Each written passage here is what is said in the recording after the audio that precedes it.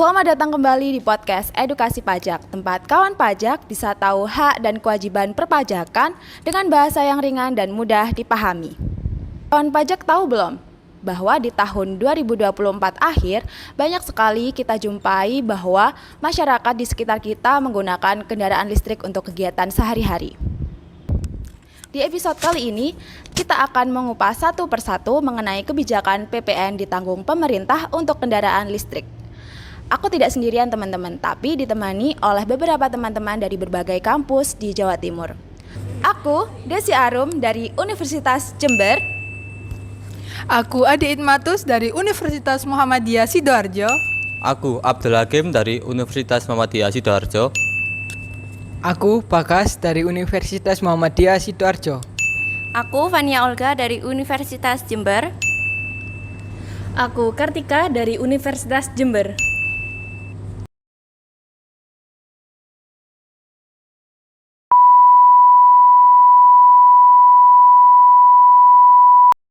Selamat menyaksikan.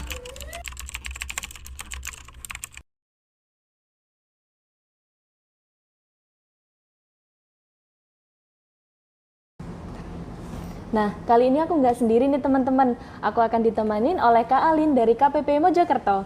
Silakan untuk Kak Alin bisa memperkenalkan diri terlebih dahulu ya. Oke, selamat siang, sore, pagi, karena ini kan podcastnya Mbak Kartika ya. Jadi kita nggak tahu tayangnya kapan. Oke, perkenalkan saya Alin Fitriani. Saya adalah penyuluh pajak di KPP Pratama Mojokerto. Salam kenal Kak Alin. Salam kenal Mbak Tika. Langsung aja. Nah, kita akan membahas terkait dengan kendaraan listrik nih. Kan di tahun ini sudah mulai marak bermunculan kendaraan listrik di Indonesia. Jadi masyarakat di Indonesia ini sudah mulai menggunakan kendaraan listrik untuk kegiatannya sehari-hari nih. Nah, tapi kan mereka belum tahu nih, masih ragu-ragu juga kalau mau membeli kendaraan listrik, takutnya mahal atau mungkin pajaknya yang besar. Padahal modelnya lucu-lucu ya Mbak ya. Iya, betul sekali. Oke. Nah, jadi kita akan memberitahu teman-teman karena di sini ada peraturan baru terkait dengan kendaraan listrik. Nah, di sini ada peraturan baru nih Kak. Pemerintah itu sudah mengeluarkan aturan terkait dengan insentif untuk kendaraan listrik melalui PMK nomor 12 tahun 2025 yang sudah berlaku dari tahun 2023 kemarin nih. Nah, mungkin bisa sedikit dijelaskan terkait latar belakang dari pemerintah mengapa sampai memberikan insentif kendaraan listrik ini. Oke. Jadi sebenarnya Mbak Tika, untuk insentif kendaraan listrik ini bukan hal yang baru di Indonesia, karena untuk aturan ini sudah ada sejak tahun 2023. Namun di tahun 2025 ini ada PMK baru, yaitu PMK nomor 12 tahun 2025. Nah, latar belakang keluarnya PMK tersebut itu salah satunya adalah menjaga keberlanjutan dan juga mendorong kebijakan pemerintah dalam mendukung program kendaraan bermotor emisi karbon rendah. Seperti yang sudah kita ketahui bahwa Indonesia ini memiliki target net zero emission pada tahun 2060 atau kalau bisa lebih cepat. Jadi untuk aturan ini itu merupakan salah satu cara pemerintah untuk mencapai targetnya tersebut. Selain itu juga pemerintah memberikan dorongan kepada sektor industri yang memiliki multiplier effect tinggi guna mendorong pertumbuhan ekonomi nasional yang berkelanjutan. Jadi dirasa perlu untuk adanya insentif untuk kendaraan berbasis listrik dan juga emisi karbon rendah di tahun 2025 ini.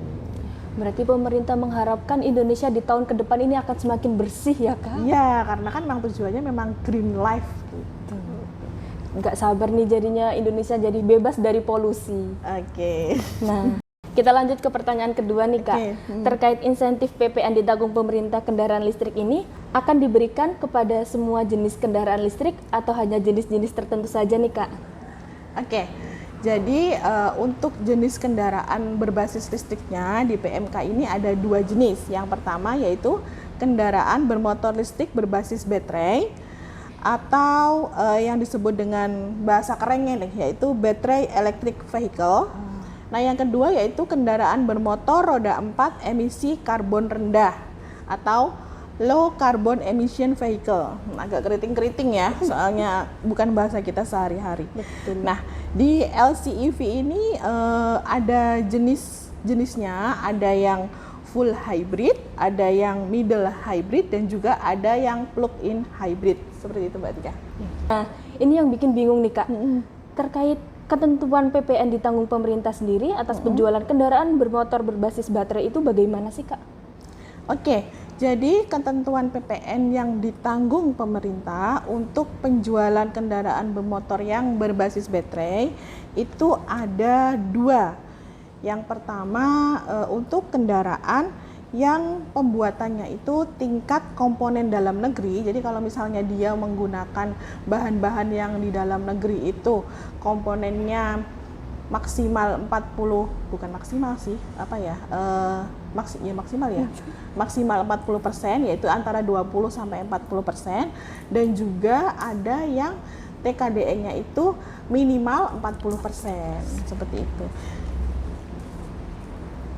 Nah, sekarang kita akan membahas terkait tarifnya nih Kak. Untuk besaran tarif PPN ditanggung pemerintah ini berapa sih Kak?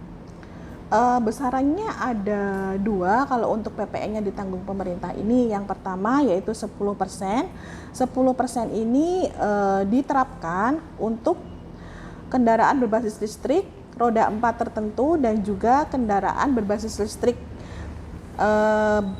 bus, baterai bus itu dengan TKDN paling rendah 40%. Nah, ada lagi yaitu tarif 5% untuk kendaraan berbasis listrik baterai bus tertentu dengan nilai TKDN antara 20% sampai dengan 40%. Jadi ada dua tarif.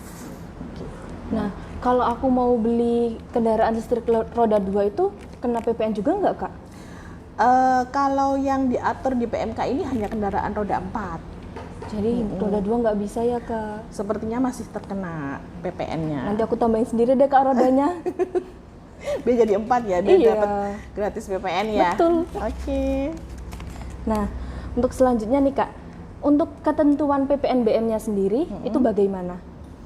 Oke, untuk ketentuan PPNBM, jadi di PMK ini kan ada yang diberikan itu ada dua, ada yang PPN ditanggung pemerintah dan juga ada PPNBM yang ditanggung pemerintah. Kalau PPN tadi kan diberikan kepada kendaraan berbasis listrik yang berbahan baterai, sedangkan untuk PPNBM ini diberikan kepada kendaraan berbasis listrik dengan kategori kendaraan bermotor roda 4 emisi karbon rendah.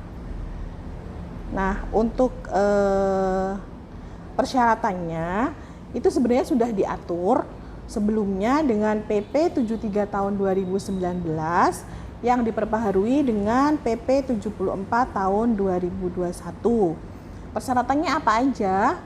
Yaitu ada surat penetapan perusahaan kendaraan bermotor roda 4 emisi karbon rendah dan juga surat penetapan kendaraan bermotor roda 4 emisi karbon rendah. Surat-surat ini yang mengeluarkan bukan DJP ya Mbak ya, tapi adalah Kementerian Perindustrian. Nah, untuk besaran tarif PPNBM-nya sendiri itu berapa Kak? Kalau yang PPN tadi kan ada dua tarif, sedangkan kalau untuk PPNBM ini hanya satu tarif aja. Jadi sebesar 3% dari harga jualnya. Itu udah lumayan banget ya Kak. Ya.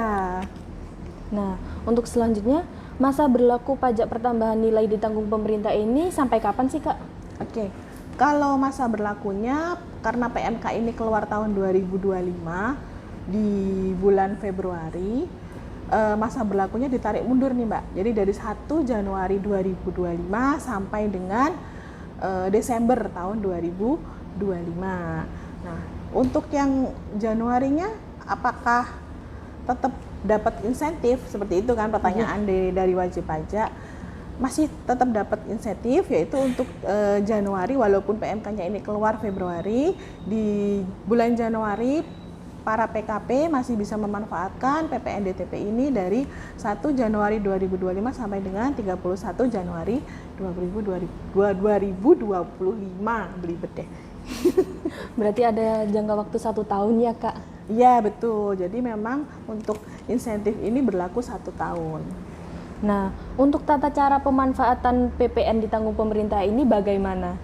Oke, tata caranya itu di PMK ini ada 2. Yang pertama harus membuat faktur sesuai dengan ketentuan yang berlaku, dan yang kedua itu harus melakukan laporan realisasi PPN ditanggung pemerintah.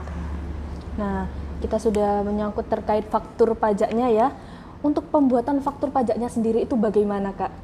Oke, jadi kalau dalam pembuatan faktur pajak itu kan kita menggunakan kode-kode ya Mbak ya. Kode-kode. Kalau untuk PPN yang ditanggung pemerintah itu kodenya adalah 07. Nah, kalau untuk PPN biasa, kalau sebelum adanya Kortek kita menggunakan kode 01. Tapi kalau setelah adanya Kortek atau karena tarif PPN yang sebelumnya 11% menjadi 12%, itu kita menggunakan kode 04 yaitu DPP nilai lain.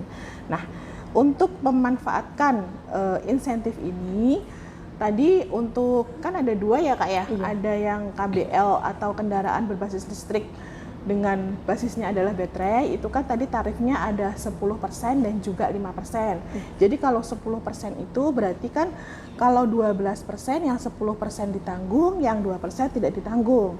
Yang 10% kita buat fakturnya itu dengan kode 07. Sedangkan yang 2%-nya yang nggak ditanggung itu kita menggunakan kode 01. Nah, kalau untuk tarif 5% gimana? Sama. Kalau 5% berarti kan yang 5% ditanggung, yang 7% tidak ditanggung. Yang 5% kita menggunakan kode 07, sedangkan yang 7% kita menggunakan kode 01. Nah, berarti ini kawan-kawan pajak harus paham nih terkait kode pembuatan faktur PPN. Nah, walaupun bukan pengusaha kena pajak, tetap harus paham ya. Ya. Mungkin tambahan lagi Mbak, jadi kan kalau pengusaha kena pajak ini kan menyerahkannya itu kan nggak cuma ke masyarakat biasa, ada yang pembelinya itu mungkin instansi pemerintah, atau mungkin BUMN, atau mungkin ada pengusaha pajak lain yang menggunakan perhitungan PPN dengan DPP nilai lain, itu kan juga beda kodenya juga.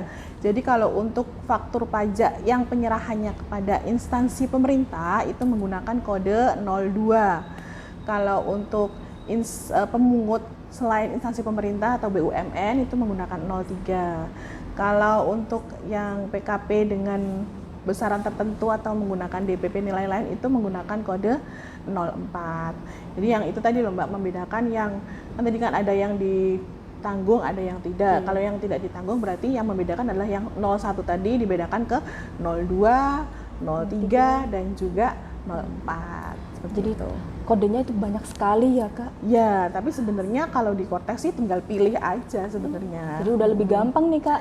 Ya, betul sekali. Nah, untuk cara pelaporan realisasi pajaknya sendiri itu bagaimana? Oke, kalau cara pelaporan itu sama seperti cara pelaporan SPT PPN. Jadi setiap PKP itu kan baik dia ada transaksi atau tidak ada transaksi itu kan wajib melaporkan SPT PPN-nya tiap bulan. Sama PKP yang PKP produsen kendaraan listrik ini juga harus melaporkan PPN-nya setiap bulan. Nah, dengan pelaporan PPN tersebut itu sama dengan atau dianggap sudah melakukan laporan realisasi seperti itu. Wah. Nah, kita akan masuk ke pembahasan terkait fiskal nih Kak.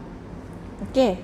Nah, dengan adanya PPN ditanggung pemerintah ini, kan pastinya ada potensi kehilangan penerimaan negara nih Kak. Oke. Nah, apakah pengorbanan fiskal ini sepadan dengan manfaat yang didapatkan? Manfaatnya ya, kalau untuk penurunan pajak pasti, karena kan yang awalnya dikenakan sekarang ditanggung pemerintah itu kan berarti kan potensi pajaknya akan turun. Tapi kalau untuk jangka panjang sepertinya malah memberikan manfaat yang lebih, karena dengan adanya dengan adanya insentif ini nantinya kan akan ada banyak masyarakat yang ingin membeli mobil listrik karena memang pajaknya kan murah. Seperti kita bandingkan aja kalau misalnya kita beli mobil konvensional gitu ya yang menggunakan bahan bakar BBM biasa, itu kan pajaknya 11%. Iya. Dari harga 500 juta pajaknya sudah 55 juta sendiri, ya Itu kan? mahal banget sih Kak. Ya, sedangkan kalau misalnya kita membeli mobil listrik itu kan pajaknya hanya berapa tadi? 10% dan juga 5% kan yang ditanggung. Bukan yang 2% kan yang harus dibayar. Berarti Iya. kalau dari 500 juta itu kan hanya 2%-nya saja yang harus dibayar. Itu kan mungkin akan menarik masyarakat untuk membeli kendaraan listrik. Dengan pembelian kendaraan listrik akhirnya nanti kan penggunaan BBM yang seperti yang kita tahu itu pasti akan banyak sekali dampaknya terutama ke lingkungan itu akan berkurang seperti itu. Selain itu dengan adanya insentif ini kalau permintaannya banyak otomatis kan banyak pabrik-pabrik yang akan bermunculan di Indonesia. Nah, kalau banyak pabrik berarti kan nantinya akan ada juga PPH yang disetor ke negara. Dan juga pabrik itu juga bisa menyerap yang namanya lapangan kerja. Ada lagi PPH 21-nya. Jadi mungkin untuk jangka pendek ya, tapi kalau jangka panjang insya Allah tidak terlalu signifikan sih untuk dampaknya dalam penerimaan negara. Berarti memang lebih besar manfaatnya ya Kak nantinya. Kayaknya aku jadi pengen sih Kak buat beli kendaraan listrik. Ya semoga ya disegerakan ya. Amin. Aku juga pengen sebenarnya. Mau kapelan nggak Kak? Boleh. Nah, teman-teman, ternyata podcast kita harus berakhir di sini nih. Sedih banget rasanya harus bisa dengan Kak Ali.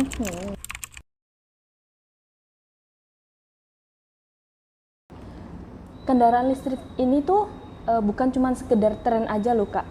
Dia itu juga solusi nyata untuk mengurangi konsumsi BBM fosil yang sekarang sudah mulai langka. Nah, dukung percepatan adopsinya, pemerintah sudah memberikan insentif berupa PPN 10% yang ditanggung untuk kendaraan listrik produksi dalam negeri dengan kandungan lokal atau TKDN minimal 40%. Kalau untuk TKDN-nya masih di antara 20% hingga 40%, insentifnya akan diberikan sebesar 5%. Nah, pelaku usaha yang menjual kendaraan listrik perlu membuat faktur pajak dan melaporkan realisasinya dalam SPT tahunan. Mereka juga bisa mengajukan restitusi PPN dengan skema pengembalian pendahuluan asal memenuhi syarat sebagai PKP resiko rendah. Satu hal yang penting nih, PPN ditanggung pemerintah hanya berlaku untuk penjualan ke konsumen akhir ya. Jadi untuk teman-teman yang berminat untuk membeli kendaraan listrik, jangan ragu jika terkena PPN yang lebih besar ya, karena sekarang PPN-nya sudah ditanggung oleh pemerintah loh. Case kita sudah berakhir, kita juga harus berpisah nih Kak. Sebelumnya saya ucapkan terima kasih yang banyak karena sudah membantu kita menjelaskan kepada teman-teman kita terkait PPN ditanggung pemerintah kendaraan listrik ini. Terima kasih banyak Kak Ali. Oke, sama-sama Mbak Tika. Terima kasih juga sudah memberikan kesempatan untuk bisa ngobrol di sini. Terima kasih kembali Kak Ali. Semoga kita bisa bertemu lagi ya nantinya. Iya. Berbagai kebijakan fiskal yang telah kita kupas pada episode kali ini bukan cuma soal insentif fiskal saja. Namun, itu adalah langkah besar Indonesia untuk ekonomi hijau. Tahun pajak, jangan ragu ya gunakan hak kalian dan pastikan update informasi perpajakan terbaru hanya dari sumber resmi. Sampai jumpa di episode selanjutnya, karena bisa pajak, wajib pajak, tahu haknya.